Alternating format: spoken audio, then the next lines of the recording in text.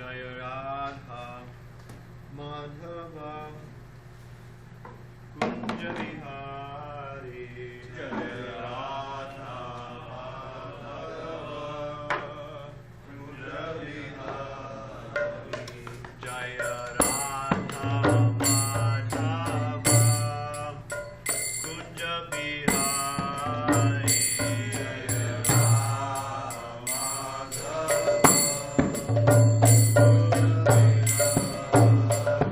Jaya Gopi Jana Vallabha Girivaradhari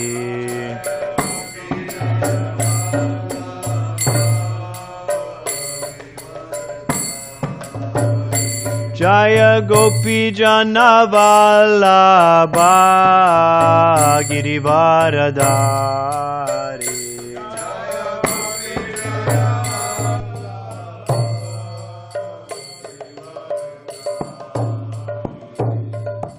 Yashodanandana Braja Jana Ranjana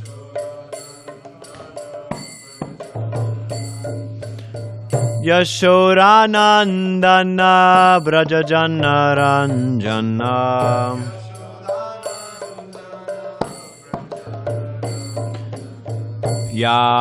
Yamunatira Vanachari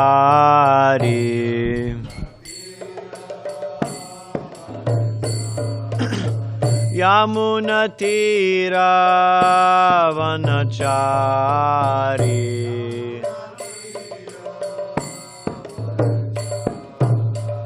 Jaya Radha Madhava Kunja Vihari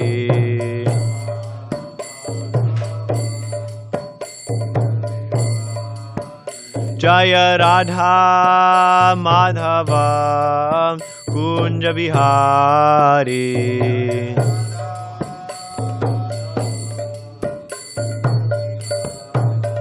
Jaya Gopi Jana Vallabha Girivaradhari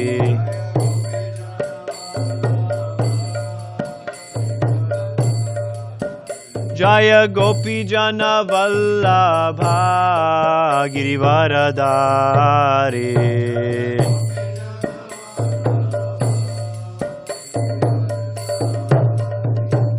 Yashodanandana Braja Jana Ranjana Yashodanandana Braja Jana Ranjana Yamunatira Vanachari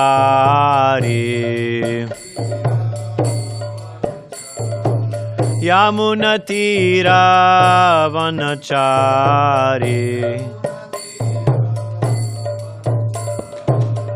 Jaya Radha Madhava Kunja Vihari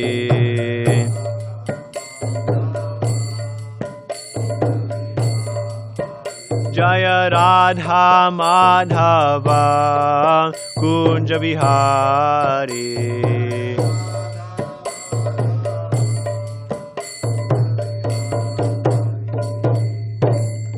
Jayam Vishnupad Paramahamsa Parivrajacharya Ashtotara Shata Shri Srimad His Divine Grace Srila A.C. Bhaktivedanta Swami Prabhupada Ki Jai Jayam Vishnupad Paramahamsa Parivrajacharya Ashtotara Shata Shri Srimad His Divine Grace Srila Bhakti Siddhanta Saraswati Thakur Goswami Prabhupada Ki Jai Ananta Koti Vaishnava Vrinda Ki Jai Nam Acharya Srila Haridas Thakur Ki Jai Prem Sikaho Shri Krishna Chaitanya Prabhu Nityananda Shri Advaita Gadadhara Srivasadi Gaura Bhaktivinoda Ki Jai Shri Shri Radha Krishna Gopa Gopinath Shamakund Radha Kund Giri Govardhan Ki Jai Shri Vrindavan Dham Ki Jai Navadvip Mayapur Dham Ki Jai Jagannath Puri Dham Ki Jai Ganga Mai Ki Jai Jamuna Mai Ki Jai Tulsi Devi Ki Jai Bhakti Devi Ki Jai Samaveda Gaura Bhaktivinoda Ki Jai All glories to the assembled devotees.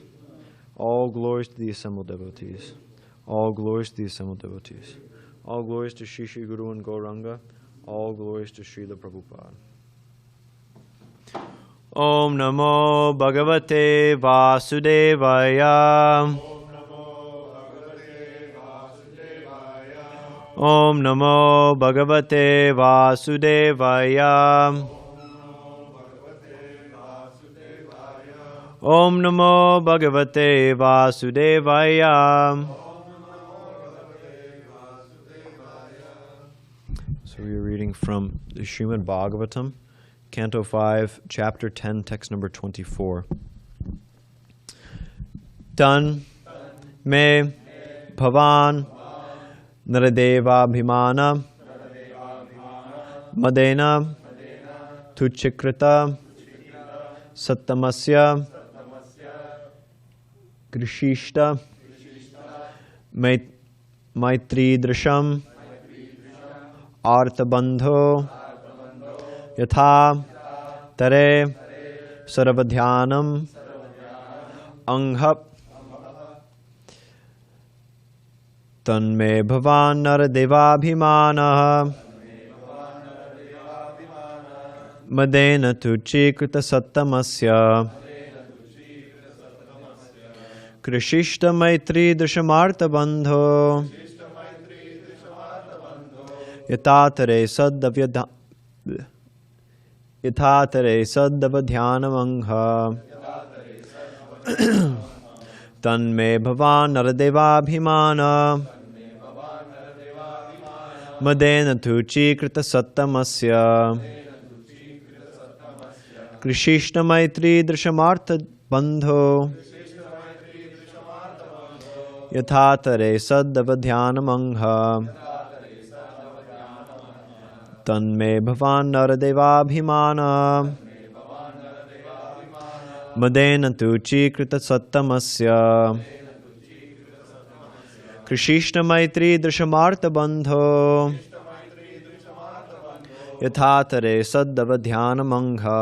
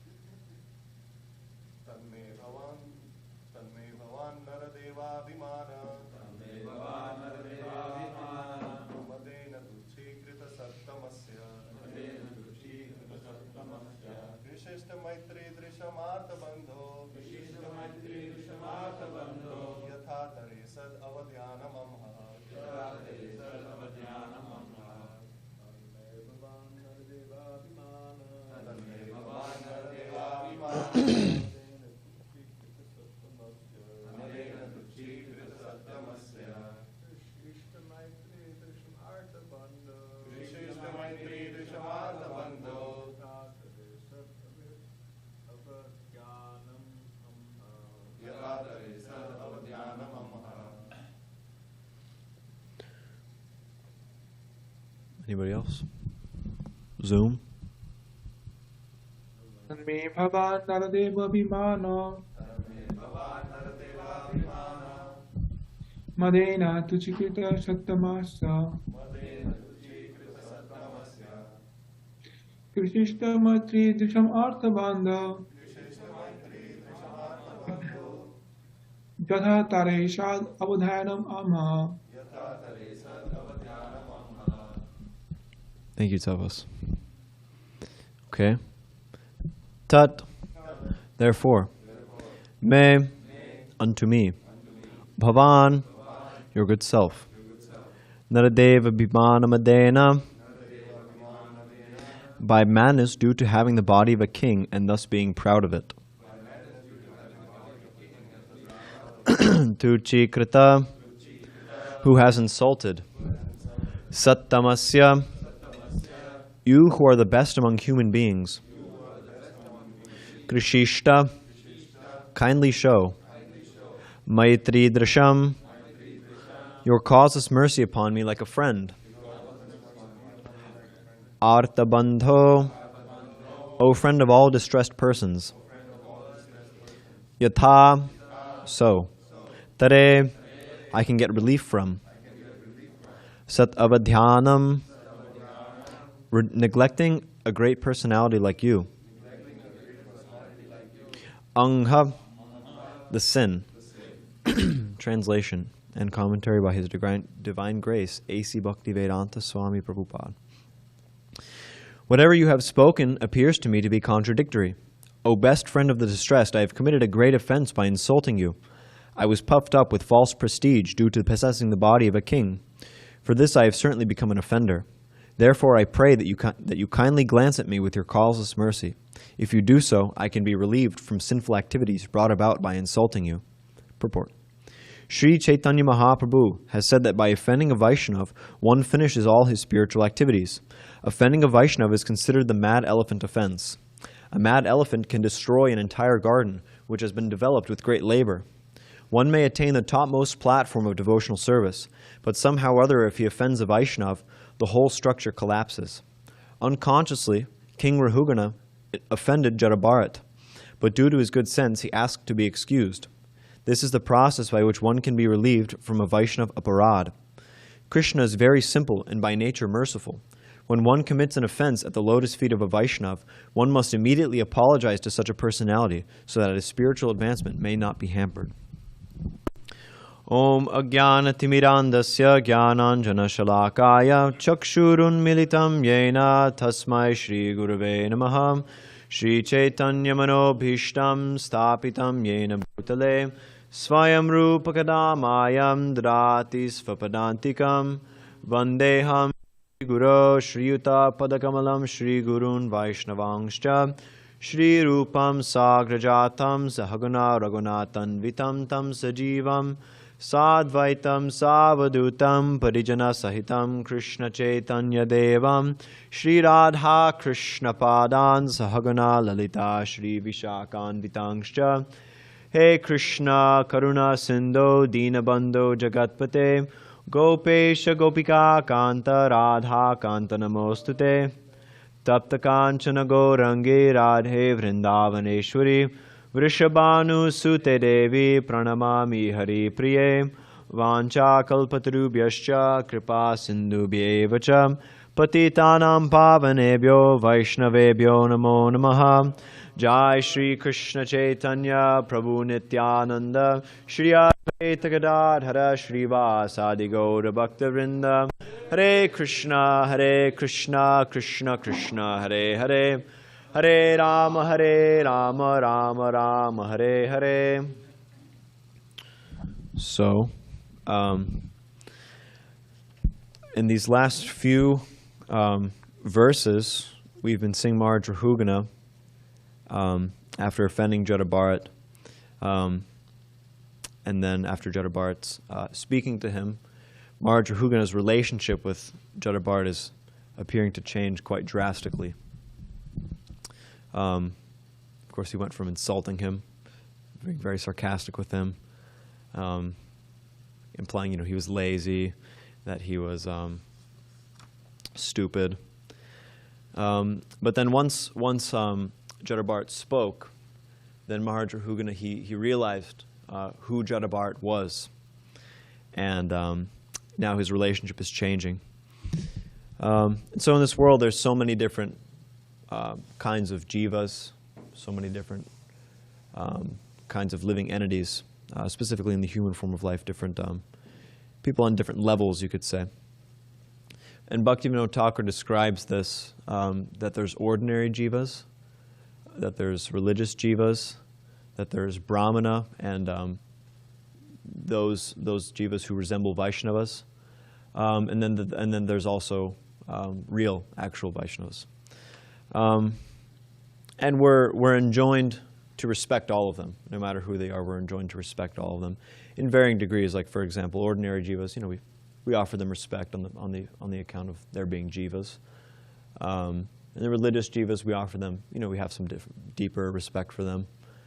And of course, brahmana, and the term is Vaisnava-aparadha, almost Vaishnavas.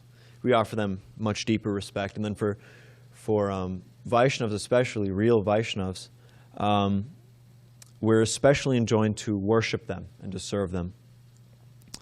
And this is extremely important for our advancement.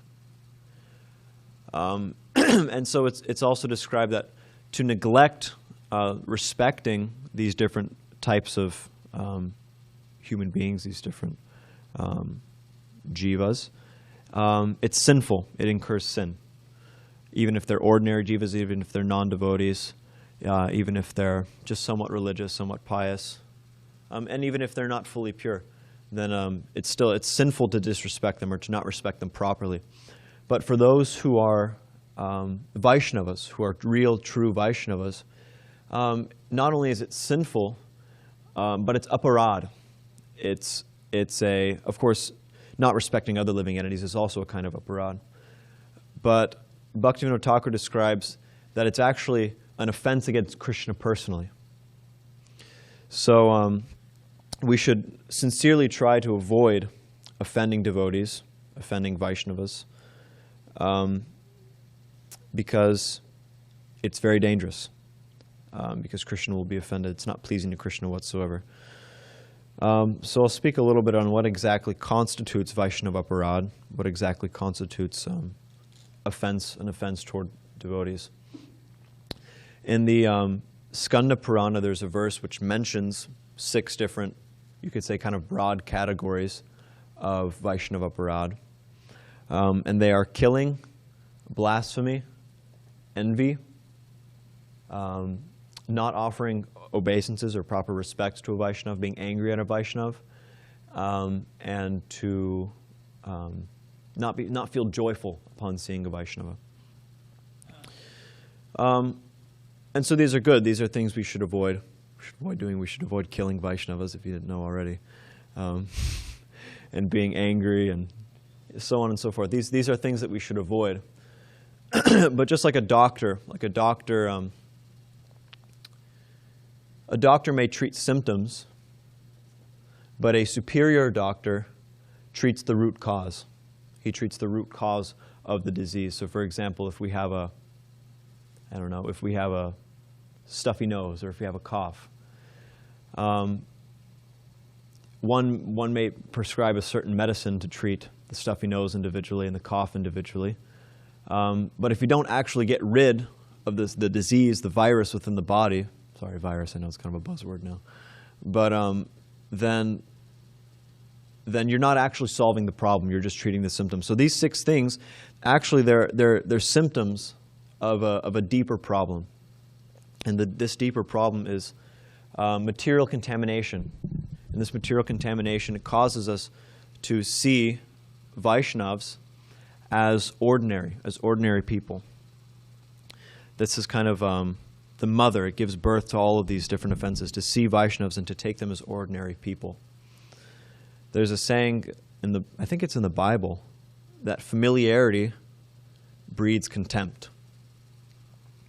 So to think that we can know or understand Vaishnavas by externals, by their external qualities, and to think that we do know Vaishnavas by their external qualities, simply by seeing that, then we'll just take them as ordinary people. It's like, I know that. Like I see, I see this person, he's very, patient and tolerant, but then, maybe he has a little bit of anger and this and that. And you see their everyday activities, okay, I know this person. But, or this Vaishnava, this devotee. But actually this isn't the case. We can't see Vaishnavas with material vision. We can't properly see Vaishnavas with material vision. We may see some, you could say, external qualities of Vaishnavas, but we can't really see who they are. And when we think that, when we see Vaishnavas with material vision and we relate to them in that way, based on what we know and what we can see, then our relationship with the Vaishnavas becomes material, just becomes like another material relationship. And so what are material relationships based on? Like anything material, they're based on duality. They're based on affection and resentment. And you have good qualities, you have bad qualities, you have qualities I like and qualities I don't like. And ultimately sense gratification. It's ultimately you do something I like and I like you, and you do something I don't like and I don't like you. So in the same way, if we have material relationships with the Vaishnavas, then if a Vaishnava has a certain quality that doesn't particularly gratify our senses, then one of these six things will manifest. For example, if somebody says something to us, like like if somebody says something to us like, "Oh, Prabhu, you got to go. I'm tired. Do this for me or do that for me," or I don't know, something. If somebody says something that we don't like, then we'll feel angry at them. We'll feel angry. We may blaspheme them. We may kill them. Yeah. And then also on the material platform, if they don't do anything to gratify our senses, or at the very least, if they don't do anything in particular to anger us, or if they don't do anything to particularly gratify our senses, it's just it's just we're neutral, very neutral and indifferent toward them. So this is where failing to offer obeisances, not feeling joyful upon seeing a Vaishnava, even to be neutral toward a Vaishnava is we can understand it to be a product of material contamination. So, yeah. And this was demonstrated by Indra in the Bhagavatam. Indra was he was in his palace in the heavenly planets. This particular idea of neutrality. Indra was in his palace in the heavenly planets, and he was surrounded by all these demigods, and they were glorifying him. The Gandharvas were singing songs and playing instruments and the whole thing. And then Brihaspati, his spiritual master, came into the assembly. And nobody really paid him much mind because, he came there every day and, they knew Brihaspati. And yeah, so they should have offered him respect, but they didn't because they felt like, oh, we know him. He's, one of the gang or something, And so Brihaspati was offended and he left. And as a result, the demons conquered the demigods. So, yeah. And then also going back to if a Vaishnava doesn't gratify our senses, Durvasa Muni offended Maharaj Ambarish because he took water before he came back from bathing. And so he tried to kill Maharaj Ambarish. So these are different ways that material contamination can get in the way of our relationship with the Vaishnavas and cause us to make offenses toward them. And even we should be careful about how we respect Vaishnavas. Because, of course, it's great to have respect for Vaishnavas. We should have respect for Vaishnavas. But we should understand that we should understand what to praise and what to respect Vaishnavas for. So, for example, all too often we become attracted to, this devotee is very patient, he's very tolerant, he's very nice, he speaks, sweetly, and he's very clean. But if we're just saying these things, or if we're just appreciating a Vaishnava for these things on the basis of our own sense gratification, oh, he's very nice, he's nice to me and I like that he's nice to me, or he's very patient and I like that he's patient. And if we divorce it from the fact that this person is serving Krishna and that this person is a devotee of Krishna, which is the real quality of a Vaishnava, then we should understand that our vision is still mundane, that our vision is still limited to this mundane world. And so if the external, quote-unquote, external good qualities of a Vaishnava don't inspire us to engage in the service of Krishna and to engage in the service of the Vaishnavas, then we should understand that we're seeing with material vision. So yeah, this Krishnaika Sharana, this exclusive surrender only to Krishna, this is the defining characteristic of a Vaishnava. And so this is what we should really be seeing and we should really be appreciating in a Vaishnava. Because all other qualities of a Vaishnava, the other 25 qualities, they're serving this one. They serve to make this one sweeter, and they're subordinate to this one. They take shelter of this one. And without this one quality of Krishnaika Sharana being exclusively surrendered to Krishna, without this, then all the other qualities of a devotee are like, Bhaktivinoda Thakur describes them like ornaments on an ugly woman. That they're just useless. What are they going to do? And so, yeah, because the devotees are exclusively surrendered to Krishna, they're very dear to Krishna. Krishna says in that pastime with Durvasa Muni and Maharaj Ambarish, Krishna says that the devotees, due to their devotion, they reside in Krishna's heart. So Krishna resides in their heart, and also they reside within Krishna's heart. And so Krishna takes aparadha, Vaisnava-aparadha, he takes it very seriously, actually. He takes it personally. And we see this in the example of Hiranyakashipu. He was offending his son. He was trying to kill his son, Maharaj Prahlad, simply for being a devotee. And eventually, even though Prahlad Maharaj was tolerating like anything, Hiranyakashipu induced Krishna to come and personally kill him. That's how angry Krishna was. That's how angry Nrsingadev was at this offense that was committed against his dear devotee, Prahlad Maharaj. And then also in this example of Durvasa Muni. Durvasa Muni offended Maharaj Ambarish, and Krishna personally sent the Sudarshan Chakra to kill him. And in that pastime, Durvasa Muni, he went to Shiva, he went to Brahma, and eventually he went to Dhruvaloka, saw Narayana there, and he begged Narayana, please forgive me for this offense. I'm very sorry that I offended your devotee. Please forgive me, and please call off the Sudarshan Chakra. And what did Narayana say? Narayana told him, I'm under the control of my devotees. I'm independent. So you have to go and you have to beg forgiveness from Maharaj Ambarish, and then fine. And so this is the proper course of action. And this is exactly what Maharaj Rahugana is doing. He's asking for forgiveness for his offense toward Jada Bharat. And in the Madhurya Kadambini by Srila Vishwanath Chakravarti Thakur, it describes how the proper course of action, if one commits an offense toward a devotee, is to bow down, touch their feet, and beg for forgiveness. And if somehow or other this devotee that one's offended isn't satisfied, then one can render some service. One can think themselves very, very fallen and render some service to them for as long as it takes for them to be appeased.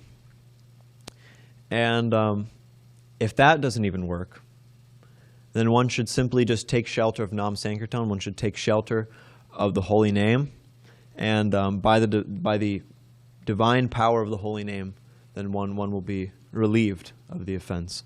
And of course, there's also a danger to this, that one might just say, okay, well, I'm just going to take shelter of the holy name, and I'm not going to go apologize. But Srila Vishwanath Chakravarti Thakur also mentions that we shouldn't do that. We shouldn't use that to justify our laziness or our not wanting to extend ourselves to another devotee. So yeah, we should be very careful about offending devotees, because the devotees, they're the doorkeepers. They're the gatekeepers to the kingdom of God. The only way that we can get love of Krishna, the only way that we can achieve the highest goal of Krishna prema is by associating with such Vaishnavas who have it, or who know how to get it. There's a verse in the Chaitanya Charitamrita, Krishna Bhakti Janma Mula Sadhu Sangha Hoy, that the root cause of Krishna Bhakti is Sadhu Sangha, association with sadhus, with Vaishnavas. And association with sadhus, association with Vaishnavas, it doesn't just mean proximity. Because you can be in the proximity of the deities and not be Krishna conscious whatsoever. You can be in the proximity of the Supreme Lord himself, practically, and not be Krishna conscious. The point is that you have to serve. You have to get the mercy of the Vaishnavas. There's a verse by Narottam Das Thakur. He says, Vaishnava charana renu bhushana kuriyatanu jaha hoite anubhava hoy. That by decorating yourself with the dust from the lotus feet of the Vaishnavas, this gives rise to anubhav. This gives rise to the highest ecstasy of love of God. And without that, it's completely hopeless, actually. And even Jada Bharat says in his instructions to Maharaj Rahugana, 2 chapters from now, he says that unless one smears his entire body with the dust of the lotus feet of the Vaishnavas, then he won't be able to realize the absolute truth.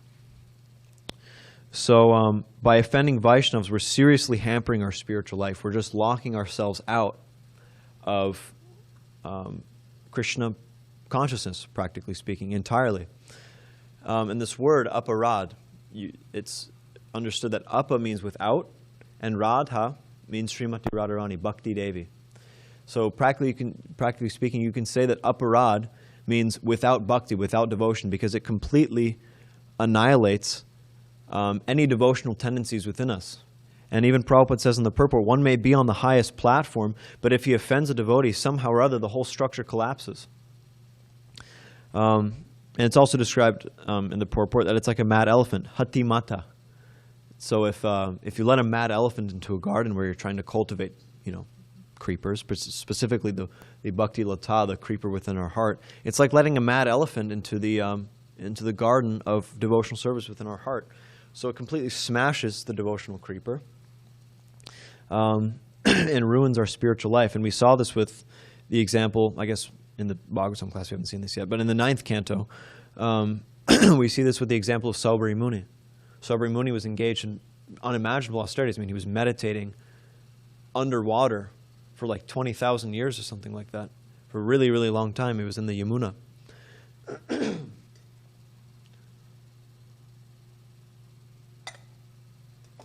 But then one day, Garuda, Krishna's carrier, Vishnu's carrier, came, and he was, anyway, Garuda gets special concession.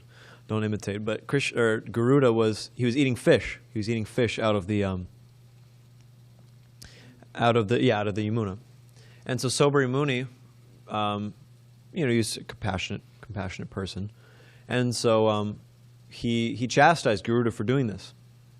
He said, you're killing these fish. Don't ever come back here again.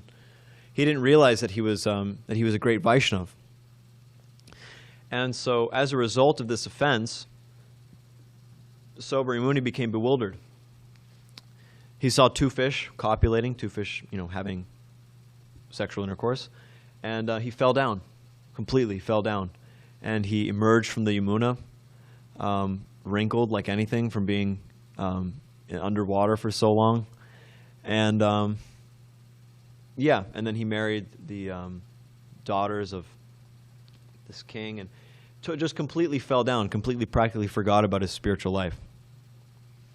So Vaisnava-aparadha is extremely powerful in destroying our devotional service. So we have to be very, very careful in our dealings with devotees and our dealings with Vaishnavas, because it's a razor's edge. And even if that particular devotee that we're speaking to doesn't become offended, Krishna becomes offended. Like, for example, going back to Prahlad Maharaj. Prahlad Maharaj had no problem with Hiranyakashipu trying to kill him. He was completely fine. He was completely equipoised. But Krishna, the Supreme Personality of Godhead, was offended on his behalf. He's saying you're like for example, Prabhupada says you have a big man. You have a big man, and if you can say anything you want about this big man, but if you he won't have a problem. But if you offend his child, he becomes very angry. He becomes extremely angry. And similarly with Maharaj Ambarish. Ambarish Maharaj was ready to accept whatever came his way. He wasn't bewildered or particularly offended or angry that Durvasa Muni was trying to kill him. He just simply, he accepted. He said, okay, you know what, Krishna, whatever you want from me, I'll take it. But Krishna, the Lord, he was offended. He was offended that Durvasa Muni would treat his devotee this way. So we have to be extremely careful. And the best course of action in dealing with devotees is given by Chaitanya Mahaprabhu in his Shikshastam. Turnada pi sunichena, tarora pi sahishnuna, amanina manadena kirtaniya sadahari. Let me see if I can remember Dravida Prabhu's poem.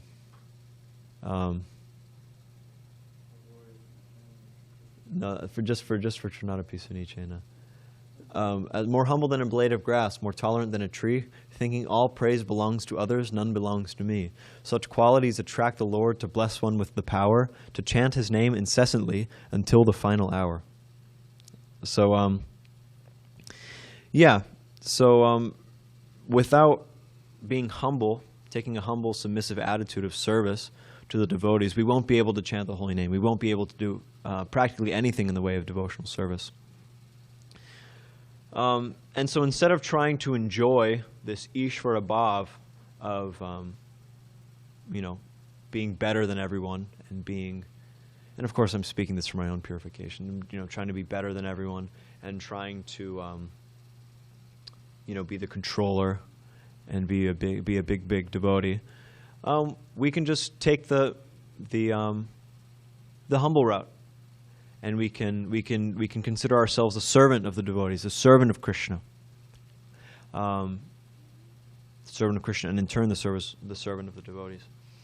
And there's actually so much more bliss to be experienced in this mindset of being the servant, because that's actually our natural position. Krishnera Swarupoi Krishnera Nityadas. Or sorry, Jivera Swarupoi Krishnera Nityadas. So that's our natural position. The natural position of the living entity is to serve.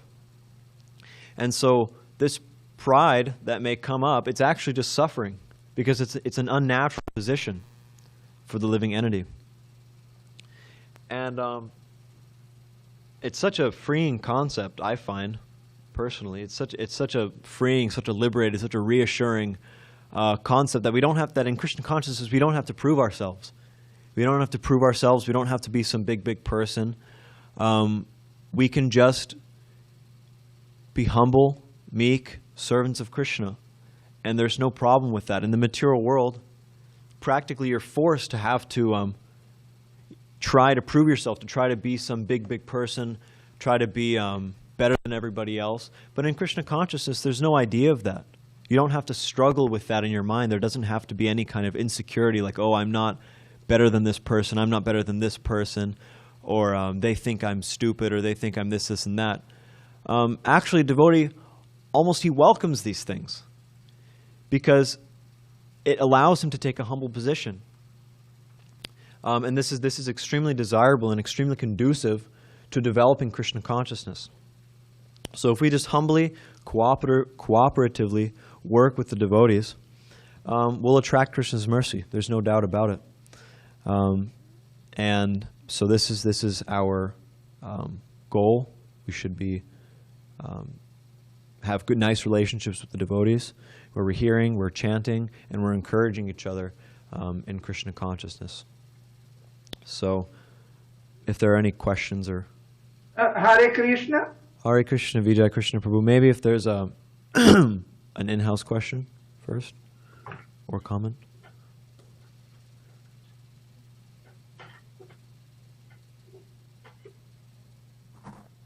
Okay, Vijay Krishna, you can go ahead. Yes, Amogha Prabhu, thank you for your amazing class. Prabhu, the quote from the translation related to the verse you chose for today, 5:10:24, is as follows. Quote, I was puffed up with false prestige due to possessing the body of a king. For this, I have certainly become an offender, end quote. So, Prabhu, my question is, in what measure the material body of a conditioned living entity is capable of producing an offensive behavior, or the opposite, a favorable behavior towards the process of bhakti. You're saying the body of the devotee?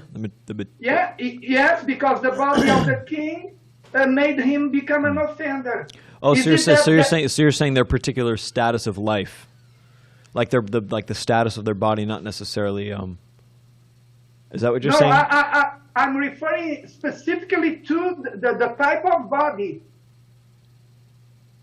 Okay, so, well, the body is our interface with the material world, because the spirit soul itself, it doesn't mix with the material world. All the spirit soul can do is desire. And so if we use the body includes also the subtle body.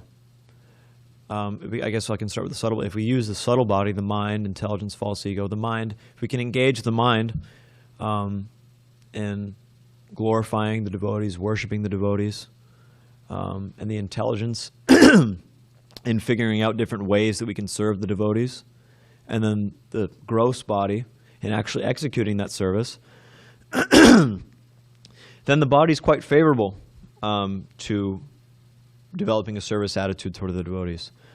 But it just has to be properly utilized, and the mind has to be properly purified of material desire, and then there's no issue. Is that? So Amogha Prabhu, is it possible, if I have the body of a Shudra, is it possible in the body of a Shudra to follow I see what you're saying now. Yeah, yes. Ultimately, yes.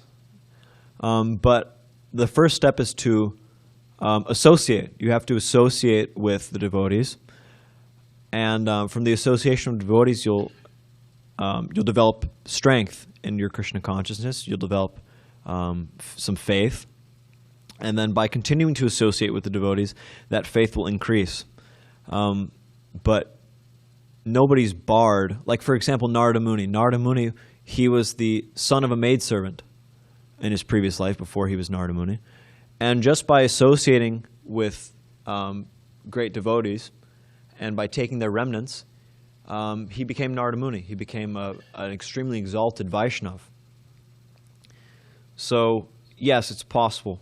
To develop Krishna consciousness, to develop an attitude of service to the Vaishnavas is not based on any kind of material consideration. It's a function of the spirit soul.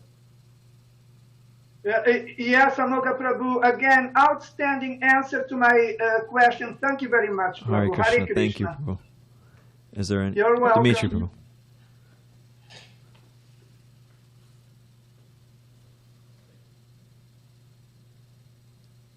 It's a question about Garuda eating fish. Like, why is a pure devotee eating fish? Why is that?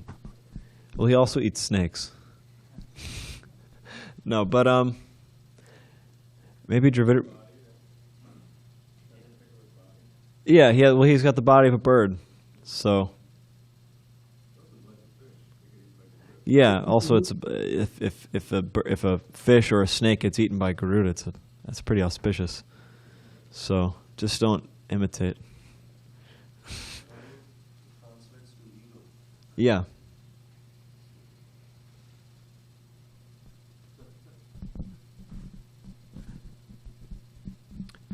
So this principle of offending the Vaishnavas, specifically the one of not being happy when seeing a particular Vaishnava. Yeah, it's an interesting one because, oh, well, why is that an offense? You know, what's the big problem? You're not happy to see somebody. But practically, that means that within a person's mind, or within or in their speech, they were thinking ill or speaking ill of that person, or not. Yeah, something like, for example, you're with some devotees, right? and then you're talking about a particular devotee. Oh yeah, they're so great and so amazing and wonderful, and they're just such a wonderful devotee. You know, you're describing their wonderful qualities. And then that devotee walks in, you'll be very happy, right, to see. But if you're thinking, oh yeah, you know, that guy's like, you know, really lazy and, you know, probably half crazy and whatever, you keep on kind of criticizing, and then that person walks in, you're kind of like, you know, you're not happy to see him. So that's kind of a, you could say, an injunction. That's there too, to not speak ill or think ill of any particular devotee. Yeah. And yeah. So Yeah, thank you, that's a nice point. One thing is that on this point, but what if you don't even know the person? You might be a pure devotee, you don't know him, but he comes in and you don't know him, so you don't, you know, just, so you're not expressing joy. Just Well, just simply on the, I mean, I guess I would, I mean, if externally you can see that they have, you know, for example, if they come in wearing tilak and dhoti kurta, and you can see that they're, you know, there's some kind of, you know, devotee, then still I think you could feel joyful upon seeing them. You know, you can just, yeah, just to see that, oh, this person's wearing tilak, you know, it's like, oh, it's a devotee of Krishna, you know, you'd be very, very happy to see them. That's one thing I can think of. Hare Krishna, Prabhu. Hare Krishna, Dhanvar Mataji. Nice class. I have a question, Prabhu. If somebody's like, I'm in a householder and I come up, I have to, you know, we a householder have to deal with so many people, non-devotees, extended family, in whatever case that may be. My question is in regards to that if just like if they are doing like extended family or friends, or even though we are not hanging out with them, who are doing something like eating meat or going whatever, and we don't tell them like right away to criticize, nobody likes, and then they will think that, you know, they won't keep relationship at all. And in that case, how do we handle, like, of course we don't say don't do that, or because they don't like for us to give opinion, but we still have to maintain the relationship, and, you know, in a way, in a distance or whatever, sometime you have to meet with them. So we don't say it, and of course we shouldn't criticize anybody, with any living entity, like you said in the class, that any jivas. So how do we deal with it? I know sometimes it's like if we say it, it will be ruined, and if we don't, but we have to continue, or how will, if you can talk about it in a general, practical way, would be nice. Thank you. Yeah. I'm just going to find something really quick on this topic. It reminded me of something. Well, one thing, I can't find it, but anyway, one thing is that you could give them your opinion and preach to them and tell them that they should stop eating meat. You could do that. Of course, you can judge based on the relationship, based on the person, whether you think that that would be productive or not. But also, I mean, devotee means, Prabhupada said devotee means perfect gentleman or gentlewoman. So still, even to non-devotees, like Prabhupada, whenever he met a non-devotee, I mean, sometimes he was, you know, very strong, but also Prabhupada was a very, you know, gentle, very nice, cordial person. He was very respectful. That's the word. He was very respectful, aristocratic. But still, devotees, although we're respectful, we're cordial, we're nice, we don't get too close. There's still, we should understand that that non-Vaishnavas are kind of outsiders, and we should have a different kind of relationship, a more superficial, you could say, relationship, or routine kind of relationship with them. And of course also trying to preach to them. So we should give association, we should give them our association, but we shouldn't take association. So for example, if we're meeting with somebody who's a meat eater and who's very, I don't know, lusty or whatever, we shouldn't,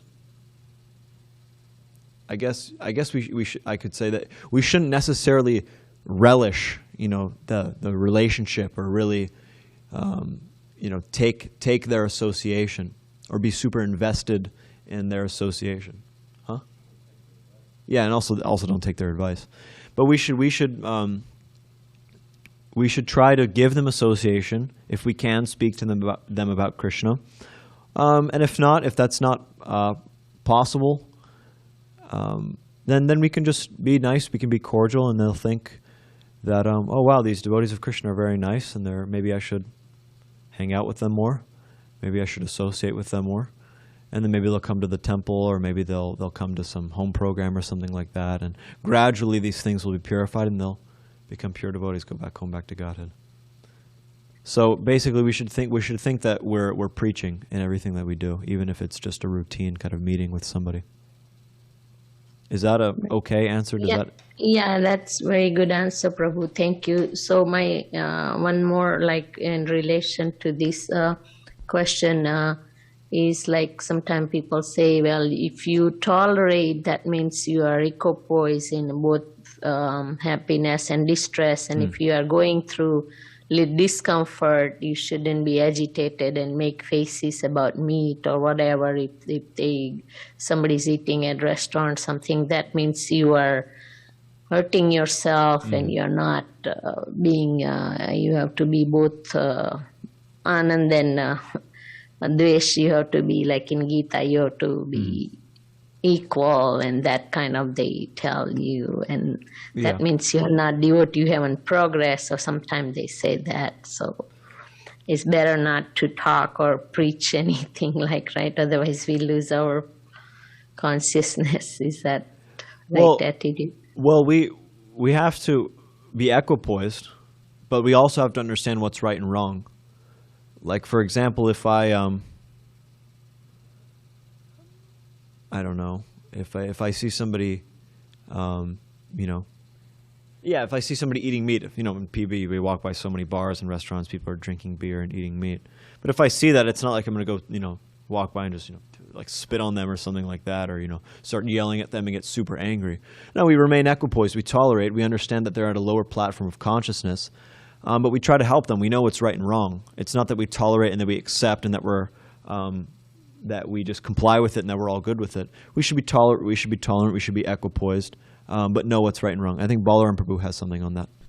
There's a time, Prabhupada, because they used to, on the airplanes, it was allowed to smoke. You're allowed to smoke. Now you're not allowed to. But so when Prabhupada was on the airplane, they were on a non-smoking section, and the people next to them, they started to smoke. So then a devotee, disciple Srila Prabhupada, got up and he went and told the attendant, oh, this person's smoking, can you please tell him to stop? And then that happened. But then some time passed, and then they lit up the cigarette again, smoking. It's quite interesting, huh? Imagine people smoking cigarettes on an airplane. So then the devotee was going to get up, and he's kind of agitated, going to get up and complain again. And Prabhupada said, no, that's okay. He said, if we become so disturbed by their activities, then what's the difference between them and us? In other words, we should be a level of dira means non-disturbed. Yeah, that's a nice. So that anyway. Or Prabhupada also one time with Bhakti Tirtha Swami, because he was African, right, descent. So apparently some of his god brothers were displaying some racism towards him. Kind of strange, but they were doing that because of, his ethnicity. And then he was talking to Srila Prabhupada about it, and then Srila Prabhupada said that, well, if you become disturbed about what others say, and in relation to this, he said, then you're no better than them. In other words, you should also learn how to be, Dhira. So anyways. Yeah, thank you, Prabhupada. That's a nice point. Thank you very much. Yeah, it helps me dealing with, in a social life, or not that we do, but if we are go so much, but we are in a situation and then we don't want to cause this. So we should tolerate. I mean, we shouldn't be too much disturbed that we get so agitated and then inside of it. Thank you so much. Hare Krishna. Krishna. Hare Krishna. I think Prakash has something.